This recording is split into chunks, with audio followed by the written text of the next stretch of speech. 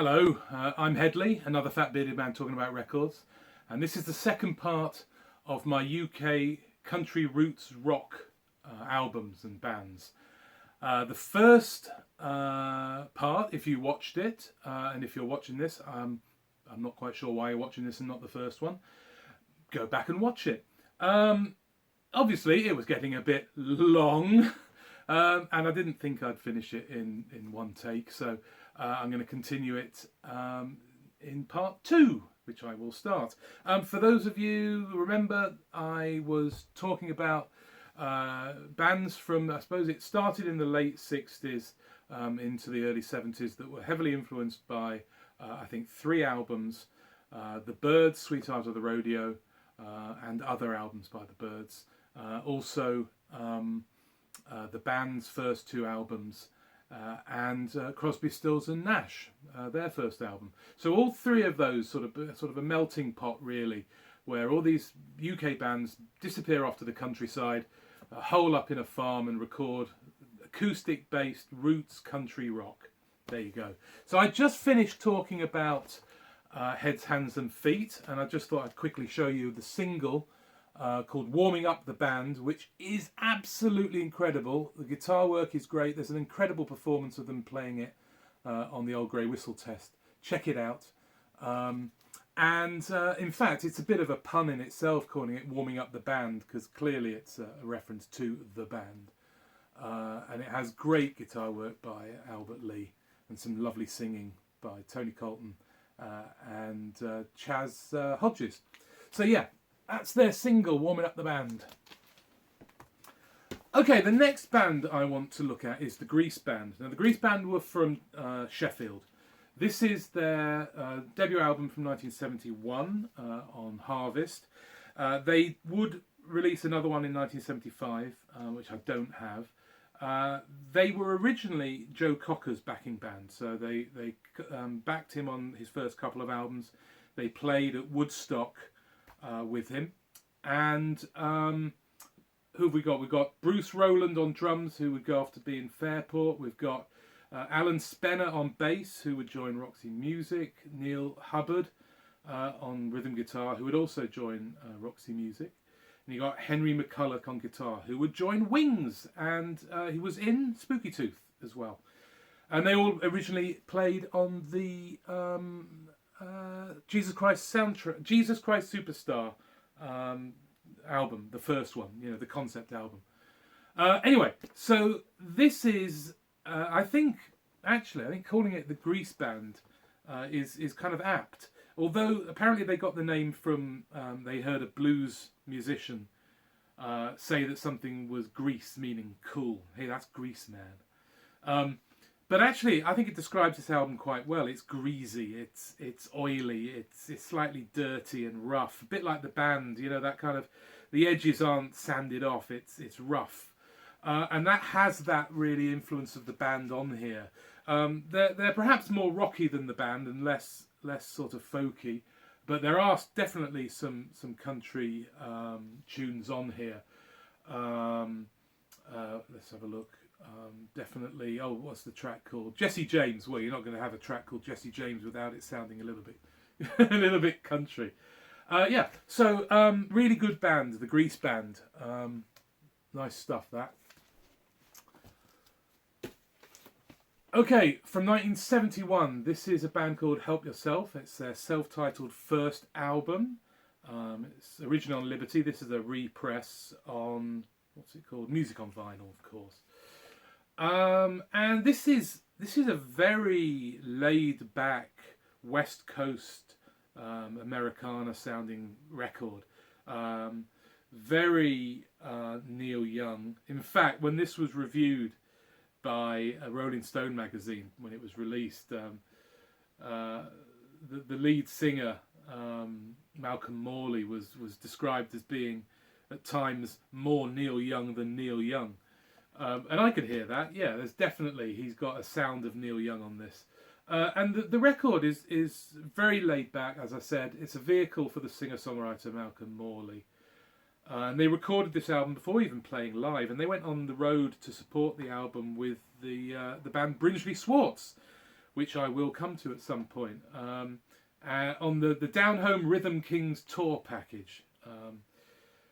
Yeah, so very nice. If you like your sort of slightly trippy, actually it's not as trippy as the album cover might make you think, but if you like that type of relaxed, hippie, West Coast country rock, that's an album for you. Far more spiky and far more British, I suppose, sounding are Holy Mackerel. Not to be confused with the American group called The Holy Mackerel. This is from 1972 on CBS. It's the self-titled and only album by Holy Mackerel. This, I have to say, if you look at the band, they have a very real look of a band like Black Sabbath, especially if you look at the back. Look at those medallions and chains. It's very Black Sabbath. Now it doesn't really sound like Black Sabbath. Equally, it's to call it country rock would probably be wrong.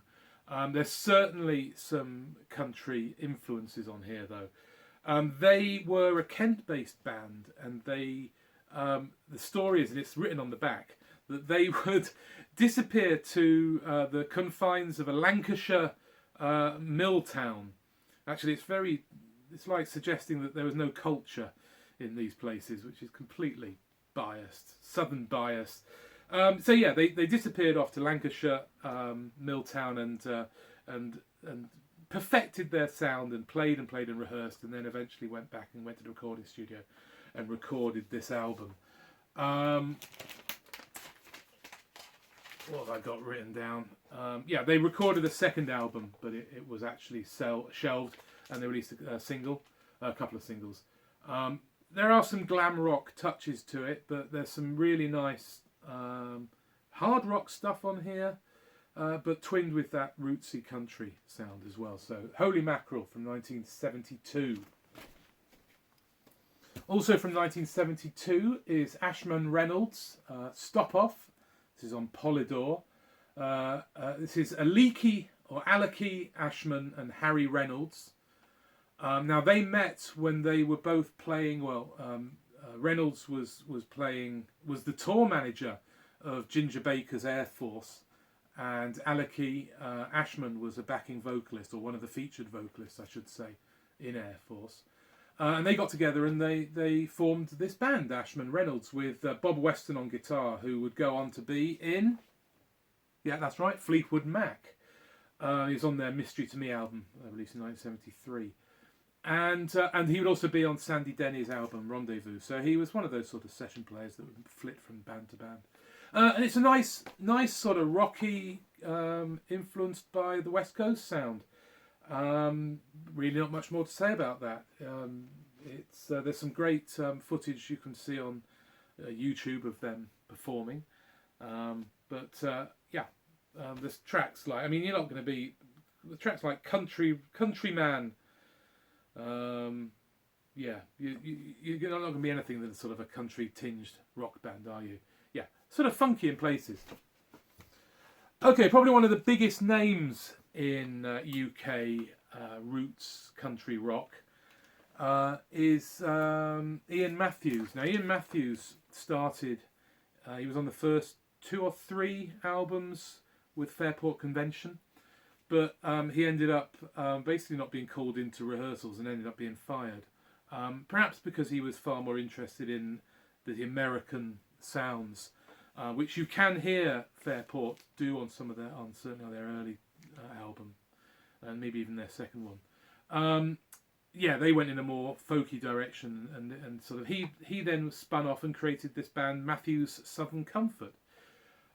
This is their third album from 1970. They released their first one. I can't remember what the first one is. 1969, I think. So this is called Later That Same Year, which is obviously recorded the same year as their second album. And this is probably their most country rock sounding record that they would so far that they did. But there's still that English folk sound in here as well. It's a really nice sounding record. And in fact, I think this is an American pressing on Decca. because this has the cover of Joni Mitchell's Woodstock, which was strangely a UK #1 for the band. So when it was released or re-released in America, they shoved the #1 single on it, and the track Joshua was relegated to the dustbin. So that's their first album. Now they would call it quits after that album. That would be it. And Ian Matthews would start a band called Plainsong. And this is their first album, or technically their only album at the time, In Search of Amelia Earhart. It's on Elektra. And this is him joining with a singer-songwriter called Andy Roberts. He's an artist that there's a couple of albums of his I'm really looking for. But as I said, I think in the first episode, this is it's totally incomplete collection. It's just notable albums. So yeah, and this was the only album until they met in the early 90s, playing some pubs, and they decided to reform the band. And actually they reformed the band with members of Matthew's Southern Comfort, which is kind of weird. So it's nice to know that they are all on good terms and could be back together. So yeah, again, sort of a very West Coast Americana roots sounding record. Plainsong, with basically Ian Matthews and Andy Roberts. And don't feel too sorry for Southern Comfort or Matthew's Southern Comfort, because they formed their own band after Ian Matthews dumped them. They continued calling themselves Southern Comfort. This is their first album, Frog City, from 1971 on EMI. I think it was on EMI. Yes, it was on EMI. Well, Harvest. And they would do 3 albums. Actually, I'm really annoyed because I hooked up with James Griffiths a couple of weeks before this whole lockdown. Oh, I said I wasn't going to mention the lockdown in these videos. Never mind.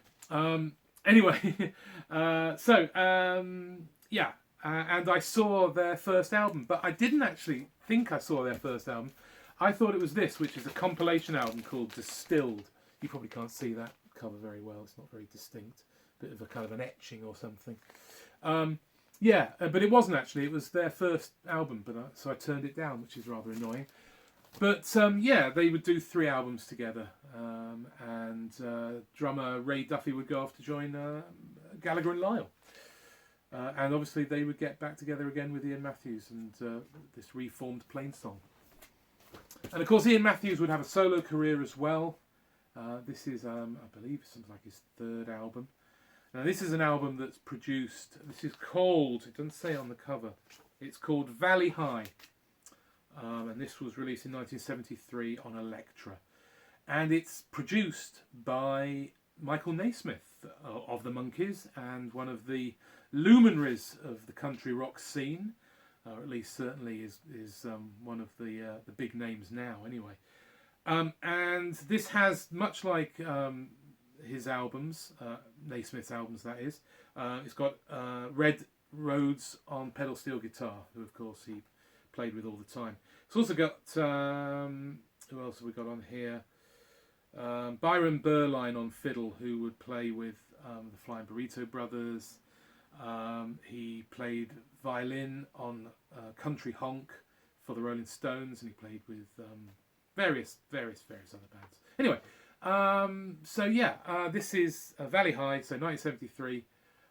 It's got, notably on it, it's got a cover of Steve Young's Seven Bridges Road, which would be made perhaps more famous by when it was done by the Eagles.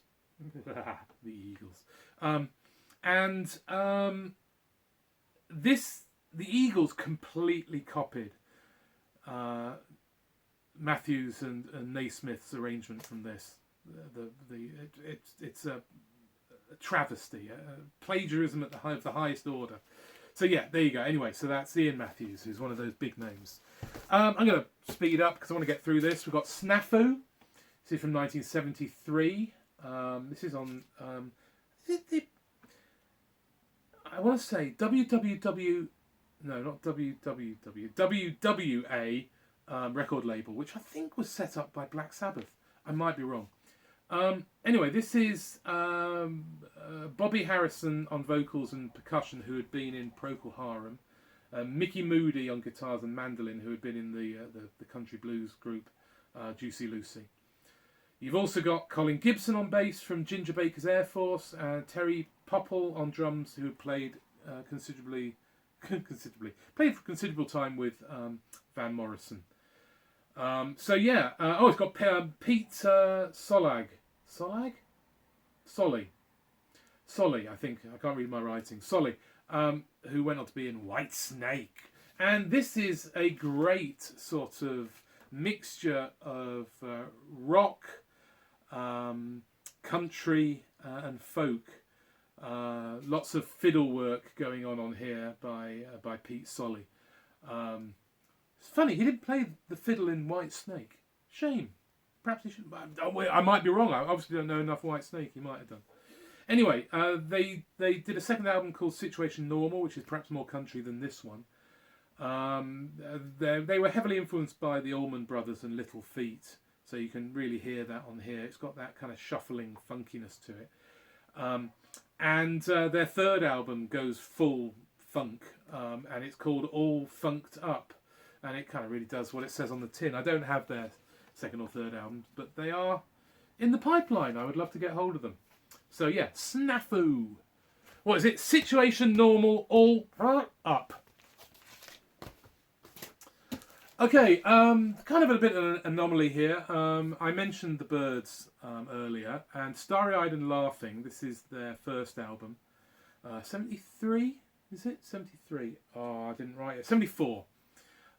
This is their, yes, self-titled on CBS. And they are probably more influenced by earlier Byrds than Sweetheart of the Rodeo. They've got that sort of 12-string Rickenbacker going on here. I've mentioned them before in a video, they sound very like an early REM. Also very much a kind of a indie rock, a good 10 years before some of the sounds of UK indie started. Again, this has BJ Cole adding some pedal steel guitar here and there as well. As I said, he turns up in a lot of places. Yeah, a really good band, really worth checking out. It's got that Byrdsian sound with some nice pedal steel and yeah, REM sounding here and there. Their second album, what's it called? Thought Talk. Not as good as their first. Still got some nice stuff. It's a bit more straight ahead rock though. They would later be included in the pub rock scene, which I'm not going to be covering in this video, but I will do in part 3. Okay, Moonrider. This is from 1975, self-titled on Anchor Records. Really a kind of a there's a word here I'm trying to find. There's a word. I think it begins with M. Does it begin with M? No, it's a yeah. Anyway, it's something that. Well, that's awful, isn't it? I'm terribly sorry. How terribly unprofessional of me. Keith West, who had a hit in the 1960s, 1967, with excerpt from a teenage opera. Yeah, Grocer Jack, Grocer Jack. Yeah, so this is him on here, and John Weeder on guitar, who played with Eric Burdon's Animals, and who had replaced Eric Clapton in John Mayall and the Blues Breakers on guitar. Also played bass and violin in the prog rock band Family, and on Brinsley Schwartz's second album. There you go. And it's got Bruce Thomas of the Attractions, Elvis Costello in the Attractions playing bass. He'd also go on to play with Quiver and Ian Matthews before the Attractions. So yeah, perhaps more glam rock in places, bit more rocky, but there are definite country tinges here and there on this album. Really nice one, bit flashy. It's one of those albums that's got that shininess on it which don't last very well. So 1975. Moonrider. Okay, almost like a British bluegrass group. This is Mountain Line, but they do covers of songs what have we got on here? We've got Fire on the Mountain, Midnight Flyer, which the Eagles would do. You Ain't Going Nowhere, of course, which was a Dylan song, which on the Basement Tapes, which would end up being the lead track on Sweetheart of the Rodeo. But yeah, Mountain Line, interesting group, a UK bluegrassy sound, but obviously doing songs that are kind of out of the bluegrass repertoire. And their second one perhaps takes that even further. This is called Dim Lights, Thick Smoke. The first one, I can't remember what year it's from. Does it say on there? 1975, and this one's from 76, I think. Yeah, and this has got Dim Lights, Thick Smoke. You got Propinquity, which is a Mike Naismith song. Sin City they do on here. But again, far more of a bluegrassy sound. But Mountain Line, an interesting group. Okay, we've got Unicorn. Unicorn, I have mentioned in a group before, in a video before. They were they released one album, I think in 1971, which kind of didn't really have a sound of its own. And then they were discovered playing at a friend's wedding by David Gilmour. He liked what they were doing so much, he decided to produce them, and he produced their first album. Their second album. Sorry, and this is called Blue Pine Trees, and it's got some wonderful country rock on here, and you've got David Gilmour playing pedal steel on this as well. This would be released recently as the demos for that album as Laughing Up Your Sleeve, which is worth seeking out. I don't have their second album. That is their third album, Blue Pine Trees. This is their final album they did before they split. This is called One More Tomorrow. And yeah, it's again produced by Gilmour, and lovely country rock, which again, they were one of these bands that tied into the whole pub rock scene, but I'm not really mentioning the other ones in this video. So Unicorn, really worth having. Terrible name for a band, especially considering what they sound like. They give you the impression of some kind of hippie, trippy, folky kind of stuff, don't they, Unicorn? And their American logo really doesn't help matters. Check it out, it's awful. It's like a unicorn made out of the letters of unicorn. Horrible. Just a couple of things I do want to quickly show. Some singer-songwriters that go in that direction. This is Roger Morris, and it's called First Album. Prophetically, it's his only album. It's from 1972, and it sounds very Neil Young, for those of you who would like it. It's got Keith West and John Weeder from Moonrider. You've got it's got Bruce Rowlands from the Grease Band and Fairport. And he would then, after this, go and bugger off to America in 1980, and he'd play for K.D. Lang and Alabama on piano. But really worth picking out. It's a bit of a UK roots rock classic that's lost. Tony Hazard, this is Loudwater House. This is from 1971 on Bronze. He was originally from Liverpool.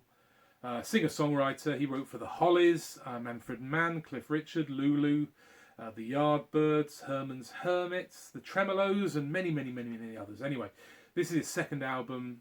Really nice roots country rock. That singer-songwriter stuff that was being done at the time. He would sing in backing vocals on a number of Elton John's albums as well, and he still records in Cornwall. There's a great track on here called Abbot of the Vale, which is worth listening to. So that's Tony Hazard. You've got Harvey Andrews, who was a bit of a folky. He went country on this one. This is Friends of Mine from 1970. I don't know. And finally, well, actually not finally, Alan Taylor, the American album. Alan Taylor again was a folky. He went off to America and he did 2 sessions. One in Nashville with all Nashville session players. Who have we got on here? Johnny Gimble, Reggie Young, the David Briggs, so all the big names, well, if you know, and LA session players, they played in LA as well. So yeah, nice sort of stuff. So that kind of shows you that there were a lot of influences on in the country rock of the sort of singer-songwriters sort of producing those stuff. I'm sure that you know lots of other stuff out there that I haven't even mentioned. So please write in the comments if you can think of any other UK-based country rock, roots rock groups, because I'd be really interested. Finally, I'd just like to show you a CD, and this is Albert Lee, who I mentioned, who was in Heads, Hands and Feet. Went on to be with Emmylou Harris in a hot band. And this is a compilation of a single he released, That's All Right Mama and Best I Can. I think it was it 2 or a double A side? And album and tracks that were recorded with 2 groups, one called Country Fever and one called Black Claw. And it's really worth checking out if you can find this. This is some wonderful UK country rock that sounds very unique, very much its own, and Albert Lee's guitar playing is great. So there you go. So I'm going to finish up there. Now the third part of this, I will be covering the pub rock scene. So yeah, we're going to go in a bit of a different direction with that. So until I come back with that third video, bye bye for now.